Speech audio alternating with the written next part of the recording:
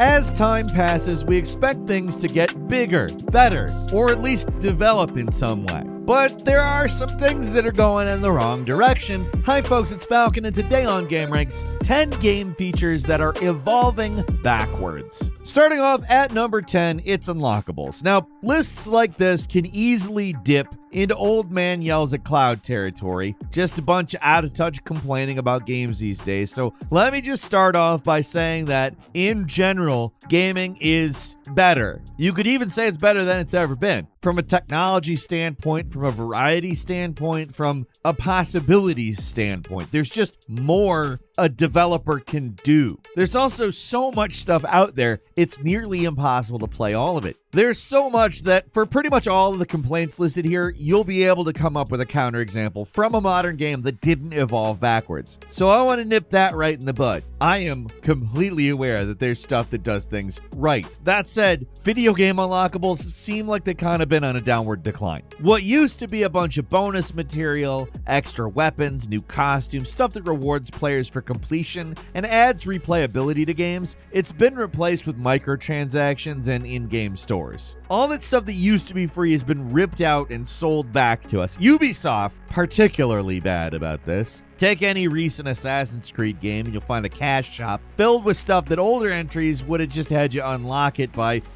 playing the game that you bought. There are counterexamples. Insomniac's Marvel's Spider-Man gives you a ton of costumes that can all be earned in the game. There are a few pre-order bonuses, so it's not a perfect counter, but at the same time, they give you a lot for free. Well, maybe not free. Time is money, and you get it with your time. But still, fighting games, however, have really gotten hit hard with this.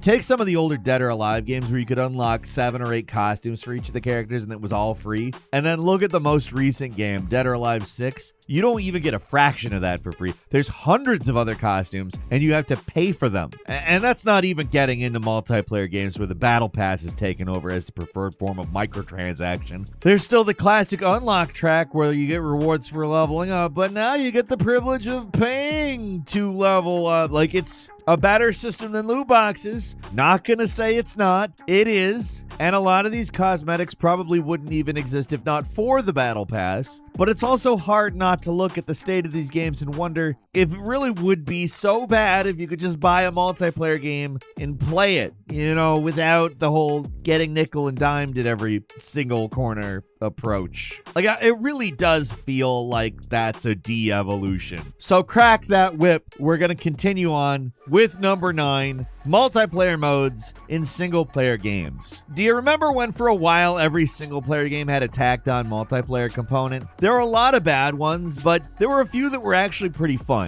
Also, they would not exist in today's gaming landscape. I'm talking about stuff like Assassin's Creed multiplayer or Last of Us Factions, stuff like that. Both Last of Us remakes cut factions, even though it was an extremely popular mode for a while. Multiplayer games are just in general struggling at the moment. It seems like for a game to last, it either needs to be small enough to survive on relatively low player counts or be the biggest thing ever. So many multiplayer games have been canceled or had a beta, then get quietly dropped. Not because the game was bad, but because it wouldn't be profitable enough. It's not confirmed, but that's probably what happened to factions. Multiplayer games can't just be fun additions that add some value to the game. They have to be cash cows that will generate infinite wealth forever. Obviously, that's not true of every game. There's still some games that have a pretty large amount of fun added via multiplayer, but there are so many games where single player is the focus and multiplayer is planned to split off, but it's just abandoned. And I know that, in all honesty, I've complained a lot about there not being enough single player games, but I'll also say this used to be something that you just thought about with single player games. How do they make this into a multiplayer game? Because so many single player games had a multiplayer component, even if you didn't necessarily think it was the best thing ever. And I know it's also odd to say something like this in a world where games like Fortnite, a free game, brings in billions of dollars a year, and Call of Duty always tops the charts with multiplayer games, whether they're standalone or not. The big fish are doing just fine, but everybody else is struggling to keep up. I wish more multiplayer games came out that were just creative and clever, and were less about trying to find new and exciting ways to extract money out of the player base, and maybe that's the real problem here. And number 8 is in-game level editors and mod support. As gaming on the PC grew, one thing developers did to build community was to include mod support and give players access to a level editor. Of course, some of the biggest games right now do have this. I mean, that's basically what Roblox is, and Fortnite's creative mode keeps getting bigger. Hell, Halo Infinite's Forge mode got a big update recently that puts AI into the maps, so it's not like level editors are dead, they're just not what they once were. Games like Duke Nukem 3D, Crisis, Far Cry 2 and 5, at the list, it goes on. These games had some really amazing tools that let the community run wild with their creations. Some games remain relevant just because of level editors, like the Doom community is still going strong 30 years later, 3 decades in, because of fan-created content. At a certain point, though, many developers just started to give up on including editors in their games. For a lot of reasons, too. Some devs wanted to curb rampant cheating. Others, maybe not necessarily entirely on the dev side, maybe on the publishing side,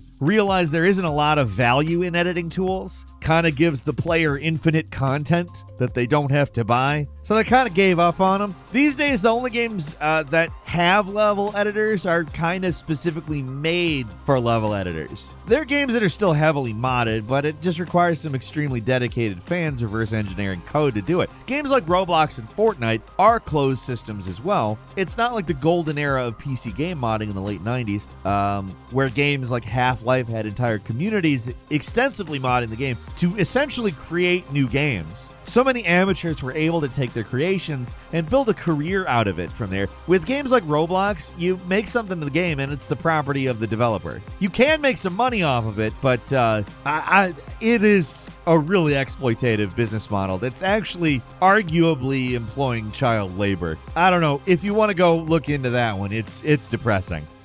At number 7, damage in realistic physics. This one is a sore spot, and you'll find out why immediately. In the Xbox 360/PS3 era, there were some truly reactive worlds. We had games like Red Faction Guerrilla, Battlefield Bad Company 2. I mean, we really had potential. Rockets didn't leave a black scorch mark on the wall. They blew the wall the hell up. Chunks flew off of walls, ground deformed. Red Faction Guerrilla let me destroy buildings with a hammer. It was so good.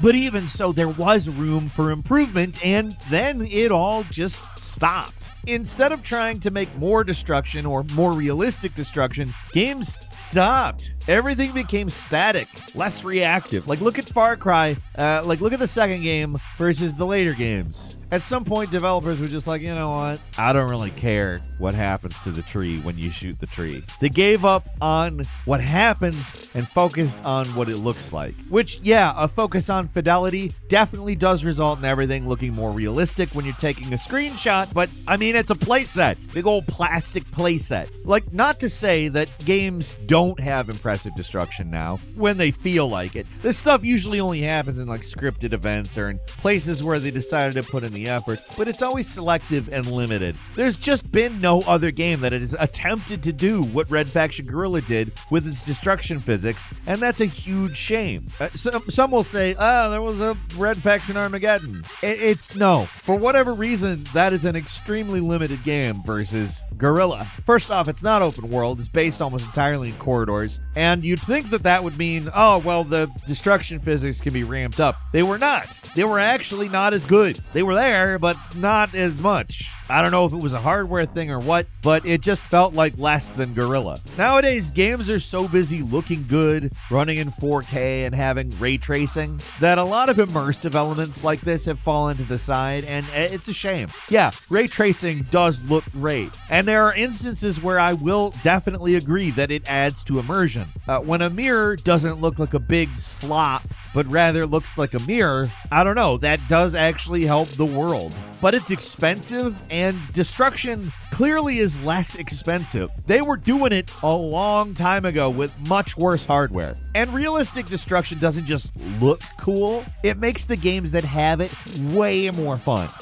At number 6, commanding allies in FPS or third-person shooter games. Almost every game has an ally tag along with you nowadays. and there's usually two options for how you can control them. Either you get full control of your allies at all times and it's an RPG, or it's a hybrid and something else and you get zero control. At Baldur's Gate 3, full party control. But what about Final Fantasy 16? They just do whatever. Ashley in the Resident Evil 4 remake requires less babysitting, and I'm gonna say that in a way it's an improvement, but the loss of control also does feel a bit like a regression. I feel like the Resident Evil 4 remake maybe has a bit more of a both sides discussion merited than we have time for here, but like the original Gears of War, it allowed you to command your allies and move to certain locations. It gave it a little bit more of a tactical feel, and no other Gears game had it. Or the Mass Effect games. You could order your teammates to positions, use special abilities, and it made these games more fun. There's just enough tactical depth here to make these fights more interesting than if it was just a first-person shooter. Andromeda took those games away, much to the game's detriment. And also, look at these people.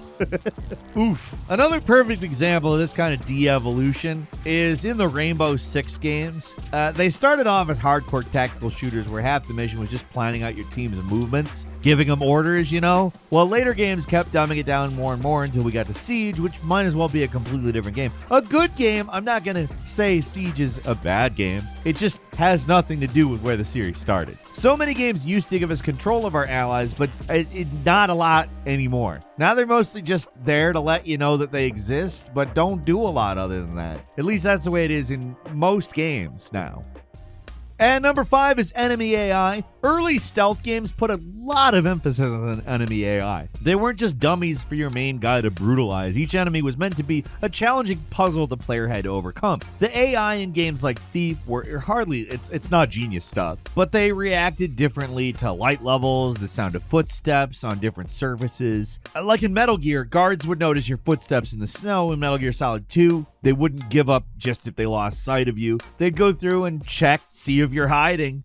Maybe that's not the smartest thing to do in terms of staying alive, but like in terms of the job description, they're doing what they're supposed to do. No One Lives Forever 2 was a game with some really clever guards. They would notice if doors were left open, they'd go and close them. If the lights were off, they'd try to switch them back on. If lights were shot out, for instance, they'd react appropriately to that. It was cool seeing AI evolve in all these games, and at a certain point, they just kind of stopped. And they didn't just stop, actually. They regressed. They got dumber. At a certain point, a lot of developers recognized smarter guards didn't automatically equal more fun. And yeah, you get a game like Batman Arkham Asylum that had fun, reactive enemies that raised the bar, but everything else had brain-dead enemies you could just run circles around. Basically, most Assassin's Creed games is what I'm pointing at here. As stealth games have gotten more forgiving, guards have become nearsighted, slow-witted dinguses. Dingai? No, that sounds like dingoes now. Stupid people that are easily fooled by the most obvious tricks. It makes stealth seem easier and smoother, but what are you really accomplishing when you sneak by Simple Jack?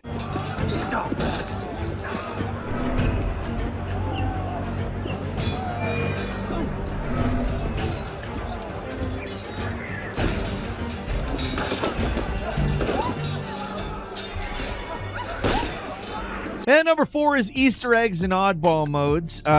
Gaming used to have all this like nerdy, outcasty type stuff in it. And it's because it used to be for nerds and outcasts.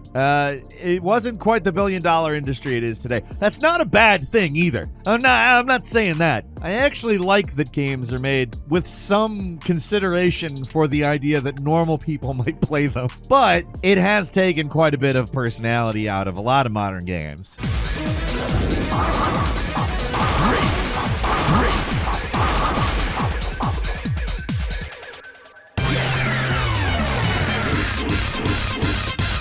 One of my favorite optional modes in games was the Wild Wasteland in Fallout New Vegas, a totally optional perk that you can take at the start of the game. It adds a bunch of jokes, Easter eggs, and weird encounters in the game that aren't normally there. The old Fallout games, too, filled with Easter eggs. In Fallout 2's case, maybe too many of them, but it gave the games a sort of scrappy character that you just don't see nowadays. This willingness to pull back the curtain and make a joke about stuff. Another thing you don't see a lot of anymore is developer rooms, or even developer messages. I guess with the internet making devs more accessible than ever, they don't feel the need to include this sort of thing in their games, but to me at least, it's kind of a shame that this sort of thing isn't as popular as it used to be. It's nice to be reminded that devs realize it's just a game, especially inside of the game. I don't know, as far as these things go, it's not super important, but after Starfield's mostly dry Easter eggs, I kind of long to go back to the days of the Wild Wasteland in a Bethesda game, although that is also an Obsidian game.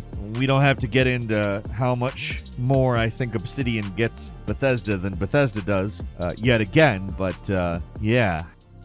And number 3 is graphics settings. And maybe this isn't super fair, but it feels like recently PC games have been not better with performance, actually worse. And you'd think tools like DLSS, FSR, and frame generation, frame rates should be overall improving rather than getting worse. But yeah, this isn't everyone, but instead of taking tools like DLSS as something that could be used to improve frame rate, but isn't a requirement, developers are kind of using it as a necessary part of getting their games to run at stable frame rates. Sometimes it's worse too. The whole thing is, I don't know. And there's these really bad in-game settings that force ray tracing on higher graphical settings, etc., that kind of thing. I don't know. It just feels like lately frame rate and graphics settings have gotten more complicated and yet also limited. It's very frustrating. You'd think now that PC ports are so common, developers would have this thing figured out, but I mean, we've made videos about that not being true.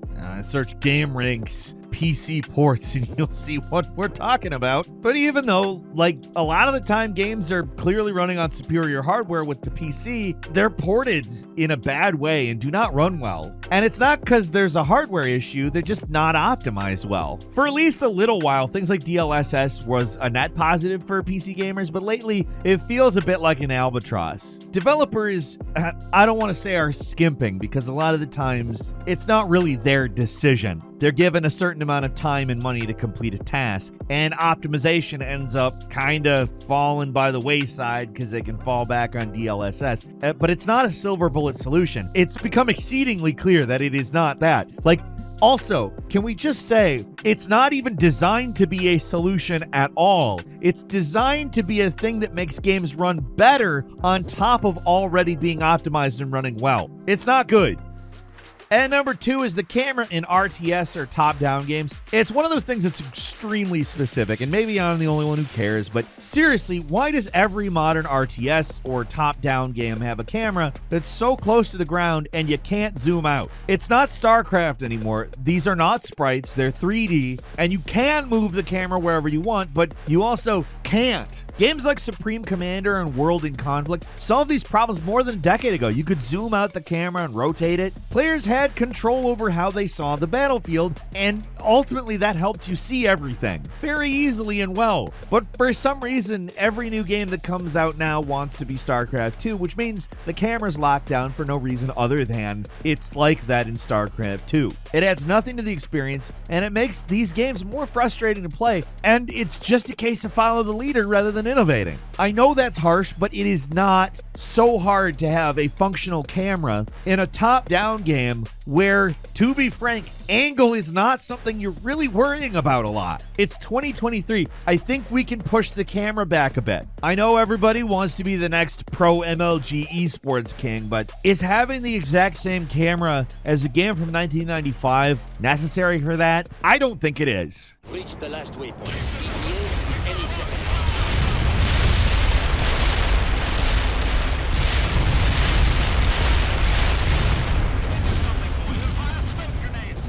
And finally, at number 1, the interfaces. This is one of the most common complaints I hear about so many games that are released lately, the menu and interface. You'd think at this point, menus would basically be a solved problem, but it's not even close. Like, Windows has remained basically the same since the mid-90s. You could argue it looks better now, but maybe not as good as it did a couple years ago. But, I mean, if Windows is like that, what hope do video games have? The latest innovation is basically copy Destiny 2, which is basically a PC menu with a cursor that you control with the stick. Aesthetically, it can look okay, but for a lot of players, these are clunky, awkward, crowded, and slow in terms of actual use. And I am very much in that camp. Bethesda games require a ton of menu navigation and inventory management, and although I don't want to say that there's no improvement on that front, Fallout 76 sucks ass but they added this new items thing to your inventory so that you had a chronological way of accessing items so you could toss out something you didn't want to pick up. They included that in Starfield. That's great. I like that. Good feature. But like, somebody came out with a mod for Starfield almost day one that greatly improved the menu UI, and unsurprisingly, a lot of players swear by it. Like, why do developers still struggle so much with crafting a usable set of menus? We're talking about AAA game development here. Millions of dollars and decades of experience to draw from. Like, we've seen menus for decades. Now, I'm not going to claim to be like a professional graphic designer or anything. I probably shouldn't be asked what makes a good menu, but I'm also not a game developer. That being said, let's say I am, for whatever reason, allowed to hire staff to make a game. Do you know how easy it is to look at resumes and hire UI/UX people? I have never been in charge of hiring anybody, so maybe I'm wrong about this, but I feel like you could put it out there that you want somebody who's good at this and get submissions because you're, I don't know, like Bethesda or something, and people want to work at Bethesda because then their name goes in the credits of the Bethesda game that a million people see, even if it's only for that reason. Many people are going to be huge fans of Bethesda games and have intimate experience with the UI, possibly having many thoughts on how it could be improved. It seems to me like this is a viable path, and yet why have no developers taken it? It's confusing to me, to say the very least, why this has devolved in such a way. But that's all for today. Leave us a comment, let us know what you think. If you like this video, click like. If you're not subscribed, now's a great time to do so. We upload brand new videos every day of the week. Best way to see them first is, of course, a subscription, so click subscribe. Don't forget to enable notifications, and as always, we thank you very much for watching this video. I'm Falcon. You can follow me on Twitter at Falcon the Hero. We'll see you next time right here on gameranx.